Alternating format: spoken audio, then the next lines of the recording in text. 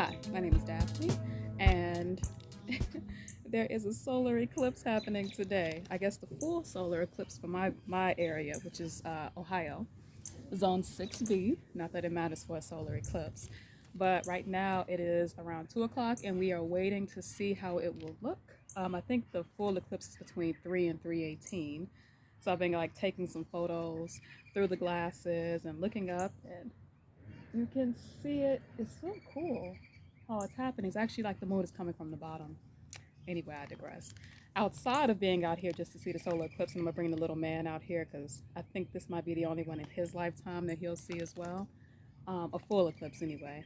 I had to plant the salad greens. I had them out here for a week and then completely neglected them. So like they were underneath one of the garden, the greenhouses, but I hadn't watered them, and like the temperature was kind of fluctuating between like 20 to 30 degrees at night and then 60 degrees during the day, but rain. It was a mess. But they look like they survived. What did not survive were my peas. So I might actually, you're supposed to soak peas before you plant them. I just don't know if I want to plant peas or just put the beans directly in the ground. I might do the beans. I want to plant them today just because it's a new moon and it's a solar eclipse. I feel like there's some good luck with that. So maybe it's always a new moon with a solar eclipse. I don't know. I have to look that up. But I feel like I want to plant something today. So I'm going to put the salad greens in the ground. Um, there isn't too much of anything else that needs to be done. All of the herbs are actually growing back, which is pretty exciting. I might unwrap the persimmon and the fig tree, but I'm going to leave the plastic around it just because I know that April we can still get frost in Ohio. But I do want to take the plastic tarps, the paper bags off the tops because I don't want to kill a lot of the new growth that's coming in. But yeah, it's pretty exciting. The bumblebees are out. There's quite a bit of pollen in the air. I have no idea where it's coming from because all of the trees kind of look dead for some part, but like all of the bees are out, the bumblebees are out, the carpenter bees are out, the elderberry is blooming. Spring is in the air officially, which is pretty exciting. Um, so yeah, I hope you guys have your glasses, and I also hope that you guys have planted something today. So I would say past tense because I know that by the time you guys see this video, that the eclipse will be long gone. But yeah, I hope you guys are planning things and like um, enjoying the beauty that is spring. We had a very, very, very light winter, and there are some consequences that come with that. Like all of the bugs out now are starting to surface and do their thing, and that's fine. It's whatever. But drop a comment below and just let me know what you planted on the during the solar eclipse, and maybe we can track these plants together and see if like we've had some luck. But I'll show you guys the garden.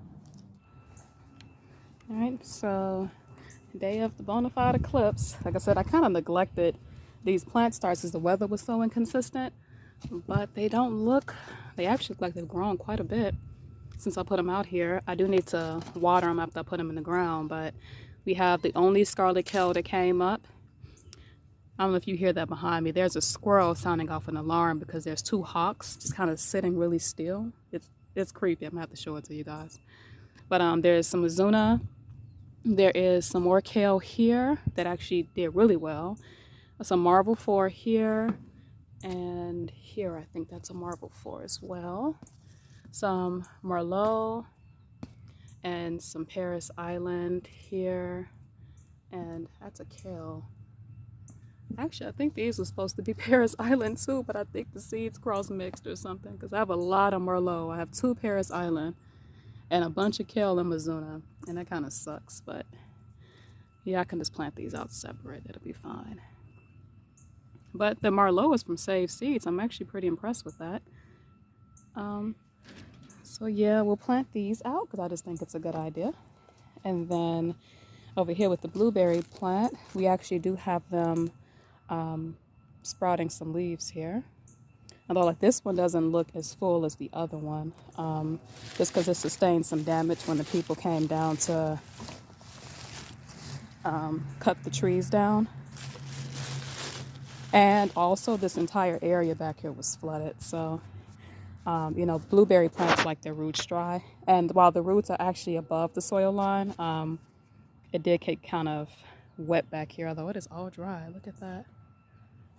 And then we have the other blueberry patch here. But look at this one though. Has little buds on it.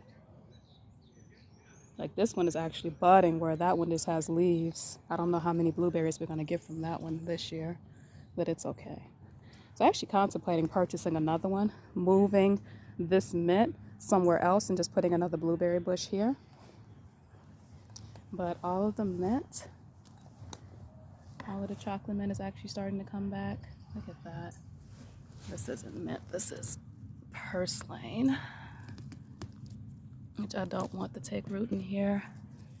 It's kind of hard to tell though, but that's purslane, which has its own benefits. I just don't want it in the bed.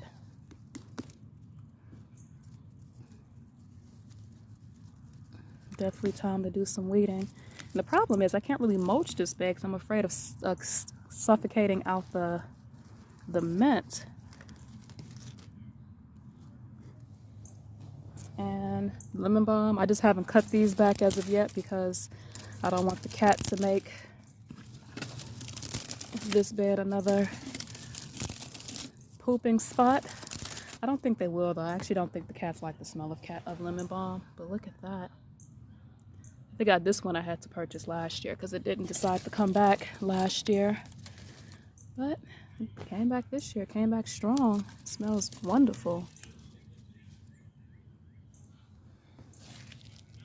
And then a beautiful forest of yarrow here, which really seems to like this bed. And we have our lavender, which hasn't fully come back yet, although this plant has me worried. I don't know, maybe someone can tell me, is lavender, I know it's a perennial, but how long does it last? Is it supposed to come back? Will be a second-year plant, but it is done. I mean, this one is kind of spreading off. Yeah, this one's taking off. It's just, no, that would suck if that doesn't come back. We have our spearmint here. This is our hyssop, which I actually transplanted here, and it's doing really well. It's been here for about a week. I took it from that bed there. And then this is our grapefruit mint, which hasn't come back yet. This is another patch of lemon balm, which is very healthy.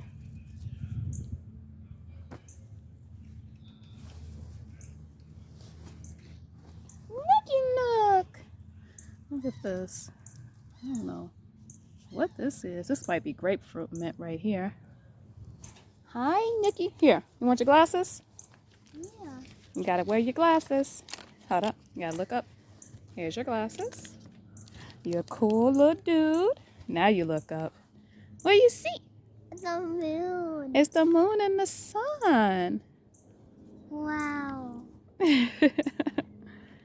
It's the solar eclipse. Can you see solar eclipse? A solar eclipse. Yeah, you see the moon? Don't look at your eye with your eyes. There you go. Wow. Check it out. Alright, so the sun has officially returned to the sky. Look at that. Isn't it beautiful? And before and after the eclipse, I kind of did some work in the yard. Ignore the apple core there, but looks like everything is starting to blossom. We have the elderberry starting to come back. And added some grass for the first grass cuttings of the year to the the blackberry patch. And someone needs to tell me. So there were 2 stems I actually had to take out because they were just dried up. I don't think they're alive anymore.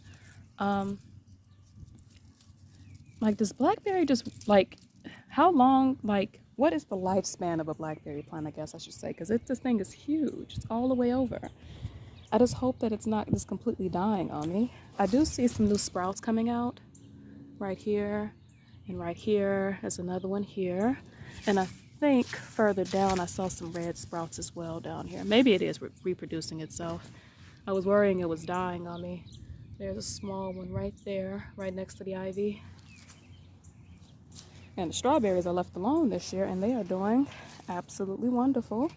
I added just a little bit of dirt, some extra soil I had for my transplants, but for the most part, they made their own mulch. And they're all coming back, so I don't have to purchase strawberry plugs this year, which is wonderful. And I don't really know if that's the general rule, is to leave strawberry plants alone, only because this winter was just so mild that maybe they fared better with me not covering them because it was a mild winter. Or at least that remains to be seen. I know that winter isn't over for Ohio until at least Mother's Day, but they fared quite well. I'm just wondering if maybe it was a colder winter, if they would not have survived because I didn't cover them. But they produced their own mulch. I don't even know if there's any worms in here. I tried to put some in here, but the bed isn't that deep. It's about a foot maybe. Strawberries don't need that much. I don't fertilize them. I probably should, but I don't. But they've come back. I don't need to buy anything. I thought about maybe purchasing another plug to go here, but these are going to start sending out runners soon, so I'll just probably try to put one there and maybe put one there, but they've come back. And then the raspberries, look at this. I mean, I'm gonna have to dig these up. There's some over there by the comfrey coming back. A whole lot of sprouts. I think this is a red blackberry plant. I know this isn't a raspberry. And all of these are coming back. I don't have to worry about what's dead, although I think, and these are spiky, that I might have to trim some of these back. I see a few that aren't budding. They might actually have died, but I'll wait about another month just to confirm that. Here's some more shoots here coming up. And then we have these, which I guess can be pushed over. Oh, look at this, the comfrey's coming in nice. I had planted some asparagus crowns in here. I don't see any of them coming back. I don't know what's going on with that. And then this is just a thing of soil. I'm gonna have to figure out what I'm putting in it. I need to put my toasty somewhere. The toasty's actually in the house. Here's the asparagus bed that actually needs to be relocated. I want to take the asparagus out of this hamper just because it's, you know, it doesn't hold a lot of moisture. It doesn't hold a whole lot of moisture in here. But look at this oregano. It's doing wonderful. I have a comfrey growing in under there. And then all of that needs to be dug up. And at least half of it needs to be transplanted out.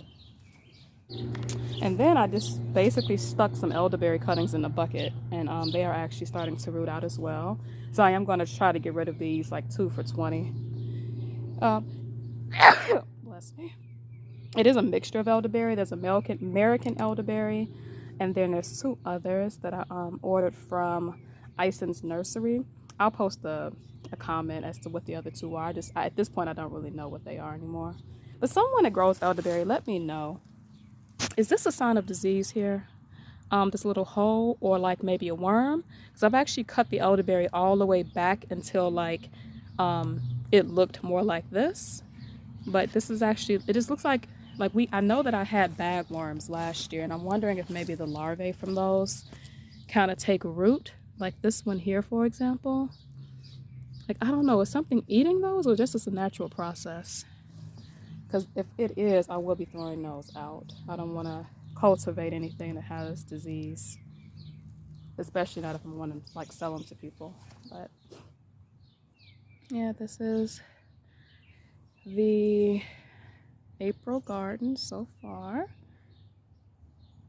All of the herbs are growing back in nicely, which is great. It's always great to focus more on perennials. Look at that. It's beautiful. All of those blossoms on that blueberry tree. And it's fine. If that's just the only one, then that's fine. And that'll give this one time to recover. Look at this. You know, the yarrow bed, basically. And then it does look like the cabbage from last year is slowly starting to head up, although the collard greens are going to seed, which is fine. I'm going to put these out to overwinter some of my starts. And I did plant out some of the kale. Stinging nettle is doing wonderful. The banana mint's coming back. I'm gonna have to spray the cabbage down with some BT. I did see the cabbage moths are already out. But look at that. It's actually trying to head up or go to seed, one of the 2. But there's comfrey all over the place. And of course, there are more raspberry sprouts. I'm gonna have to dig those up. So I actually don't want any raspberry in this bed. All right, thank you so much for watching. I'm actually going to go in the house because we have to plan out this week, at least today, we have to plan out, or I'll have to start the zinnias, the marigolds, especially the chamomile because it grows very slowly. Probably should have started that last month, but we'll see. So I have to plan out a lot of the flowers. That's the only herb I'm actually going to start is the chamomile. And then in May, specifically the first week of May, we'll be starting our cucumbers, the okra, maybe starting some beans. If I don't decide to direct sow them out now, I probably will today or tomorrow. I just want to soak the beans.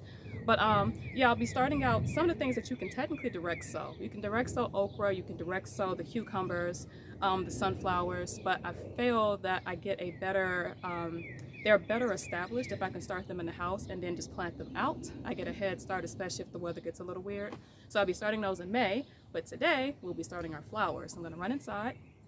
But yeah, thank you so much for watching. I hope that you guys had a good solar eclipse day, and I hope that you guys actually planted something that was, I don't know, special. We'll see if the plants actually do better. I don't know. It's some type of, I don't know. Like, I don't even think it's old wives' tale. I just want to know like if there is a difference in planting things out on a new moon. I don't know. The Farmer's Almanac says that you should do it, but it is a special new moon because it was a solar eclipse moon. So I've planted out everything that needed to be planted out today. I'm gonna go in the house and get started with the seed pods. But thank you so much for watching, and you have a great day.